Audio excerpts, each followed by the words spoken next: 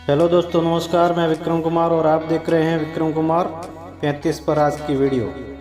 तो दोस्तों, आज की वीडियो इस प्रकार है कि हमारे भारत देश में स्वर्ण लोगों का कहना है कि इस देश के दलित लोग, इस देश के शोषित वंचित लोग, इस देश के मूल निवासी बहुजन लोग ब्राह्मणों को नीचा दिखाने का काम करते हैं।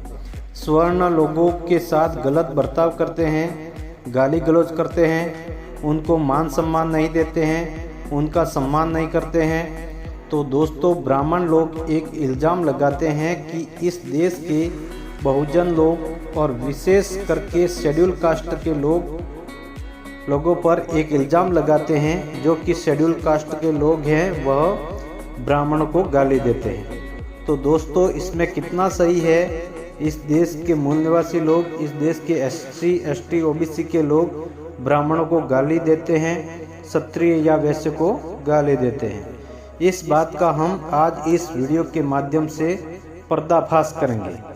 तो दोस्तों, आप चैनल पर नए हैं तो चैनल को सब्सक्राइब कर लीजिए, साथ ही बेल आइकन की घंटी को दबा दीजिएगा ताकि हमारी वीडियो की नोटिफिकेशन सबसे पहले आपको मिल सके। चलिए दोस्तों, वीडियो को करते हैं शुरू। दोस्तों, लड़ाई शब्दों की है। एक होता है ब्राह्मण और दूसरा होता है ब्राह्मणवाद।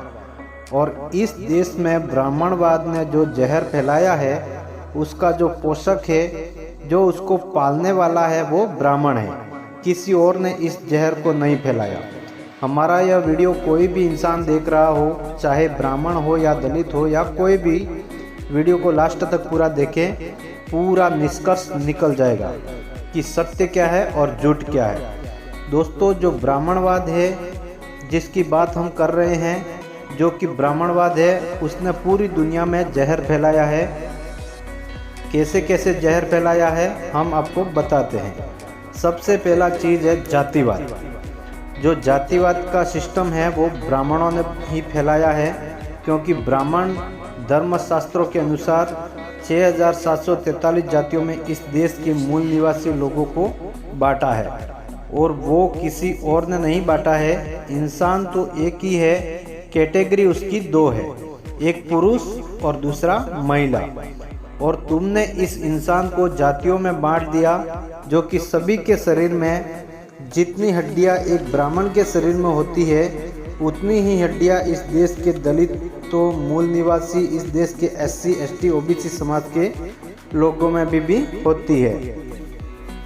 जिस कलर का खून तुम्हारे शरीर में दौड़ता है, तुम्हारे बॉडी में दौड़ता है, उसी कलर का खून, उसी रंग का खून इस देश के मूल निवासियों के शरीर में भी दौड़ता है। फिर जातियों में बांटना कितना सही है? बांटा किसने? ब्राह्मणों ने बांटा है।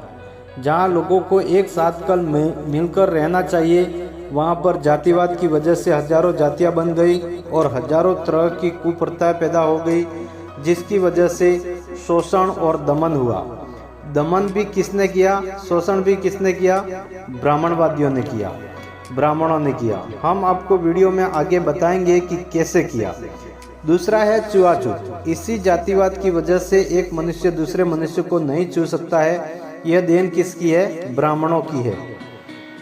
और इन लोगों के से यह सवाल पूछा जाता है कि ब्राह्मणों से यह कोई, इन लोगों से अगर ये सवाल पूछे तो ये लोग कहते हैं कि ब्राह्मणों से यह कोई गाली नहीं है, जिसको तुम गाली समझते हो वह गाली गलौज नहीं है। तुम सोच कर देखो कि तुमसे सवाल पूछा जाता है तो तुमको गाली लगता है, और जिस व्यक्ति को जाति के आधार पर नीच, अछूत, अस्पृश्य और तमाम प्रकार की यातना दी गई तो तब उसको कैसा लगता होगा। तीसरा है, इन ब्राह्मणों के द्वारा ही पैदा किया गया जो जलाशय और कुओं पर इन ब्राह्मणों का अधिकार था, वहाँ इस देश के मूल निवासी लोगों को हजारों वर्ष तक पानी पीने का अधिकार नहीं था। अब तुम ये बताओ कि जब तुमसे सवाल किया जाता है कि ब्राह्मणों ने हजारों वर्ष तक जलाशयों पर कब्जा करके रखा, एक बहुजन समाज जो जनसंख्या में सबसे ज़्यादा है, उसको स्वच्छ और साफ पानी पीने तक का अधिकार छीन लिया, तो तुमसे बड़ा जानवर कौन हो सकता है? जानवर भी ऐसा नहीं करता होगा। जहाँ तुमको अपने कर्मों पर शर्म आनी चाहिए, वहाँ पर तुम उसको गर्व का विषय बना रहे हो। तो इसलिए जागरूक SC ST OBC समाज के लोगों को ब्राह्मण और ब्राह्मणवाद दोनों से नफरत हो गई है। एक तो गलती करते हो और दूसरी ओर गलती तक को नहीं मानते हो। चौथा है सती प्रथा। ये बताओ कि तुम अपने आप को इंसान कहते हो, हमने तुमको जानवर कहा।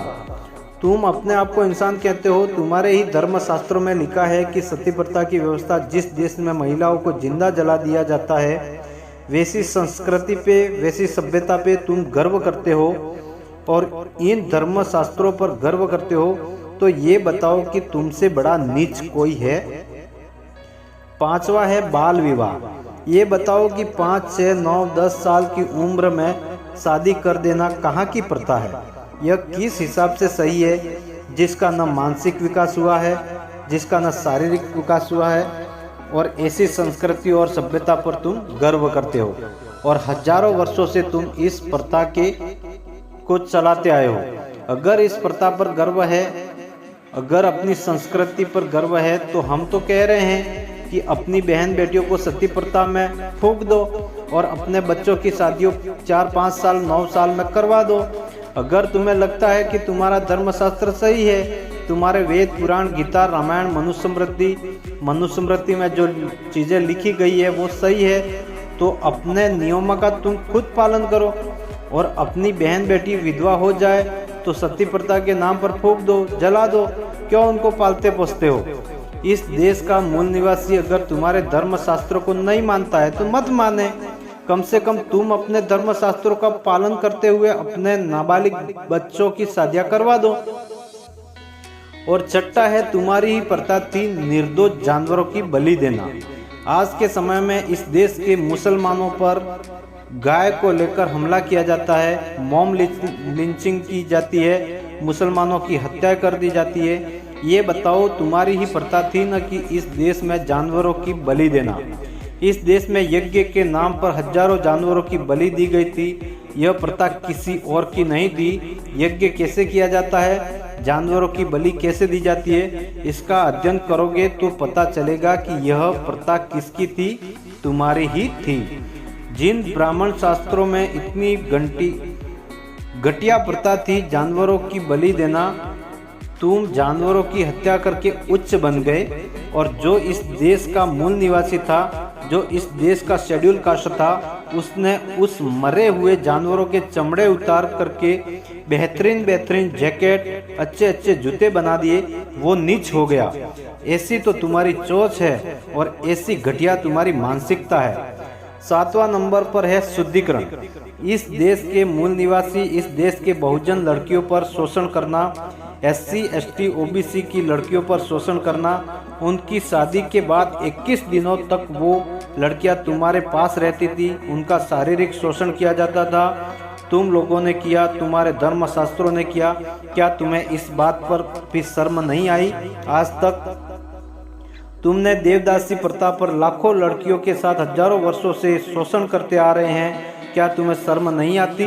तुम्हारी इस व्यवस्था के कारण कई हजार वर्षों से इन लड़कियों की दुराचार, बलात्कार और अन्याय हुआ। तुमको इस बात पर भी शर्म नहीं आनी चाहिए। 8वां है शिक्षा का अधिकार। इस देश में मूल निवासी समाज को शिक्षा का कोई अधिकार नहीं था, सारा अधिकार ब्राह्मणों का था। क्या तुम ही शिक्षा की जरूरत थी? इस देश का मूल निवासी ग्वार का ग्वार बना रहे, अनपढ़ बना रहे, तुम्हारे शोषण का शिकार बना रहे, तुम्हारे जुल्म के खिलाफ आवाज नहीं उठाए। 9वां नंबर है तुम्हारे धर्मशास्त्रों में इस देश में अंधविश्वास और पाखंड फैलाया। इस देश को वैज्ञानिक सोच से दूर रखा। तुम्हारे धर्मशास्त्रों ने आज तक एक कील होती है ना, उस कील का भी निर्माण नहीं किया।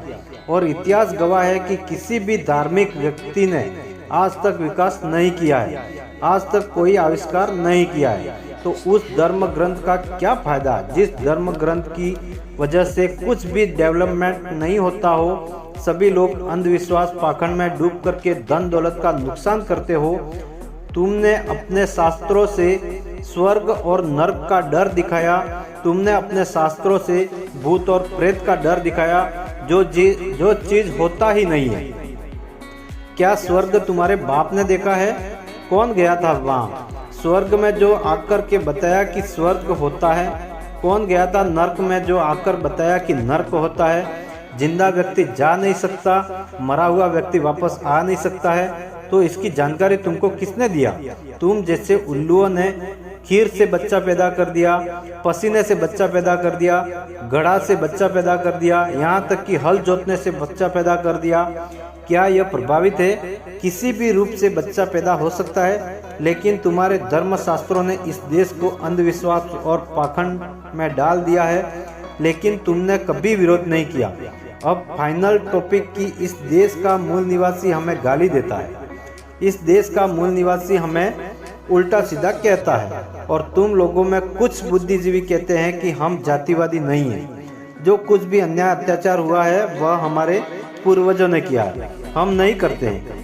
तब यहाँ सवाल है मेरा कि तुम्हारे वेद पुराण धर्म ग्रंथ शास्त्र में जो भी गलत लिखा है उसका आपने कभी विरोध किया? संविधान में अगर तुमको कोई चीज़ गलत लगता है, ये सही नहीं है, तो उसके खिलाफ संशोधन की आवाज़ उठाते हो और उसको संशोधित कर देते हो। संविधान को लिखे हुए सिर्फ 73 ईयर्स हुए हैं, इतने सालों में सैकड़ों संशोधन कर दिए गए और तुम्हारे शास्त्रों हजारों वर्षों से हैं, तो क्या उसमें गलत को बदलने की आवश्यकता नहीं हुई? तुमने एक भी बार आवाज़ नहीं उठाई कि धर्मशास्त्रों को परिवर्तन करना चाहिए, गलत बात को बदलना जाए। क्या तुमने जातिवाद के लिए कभी आंदोलन किया है? तो दोस्तों, यह जानकारी आपको कैसी लगी कमेंट में ज़रूर बताएं। वीडियो अच्छी लगी हो तो वीडियो को लाइक करें, शेयर करें। चैनल पर नए हैं तो प्लीज़ चैनल को सब्सक्राइब करें। धन्यवाद।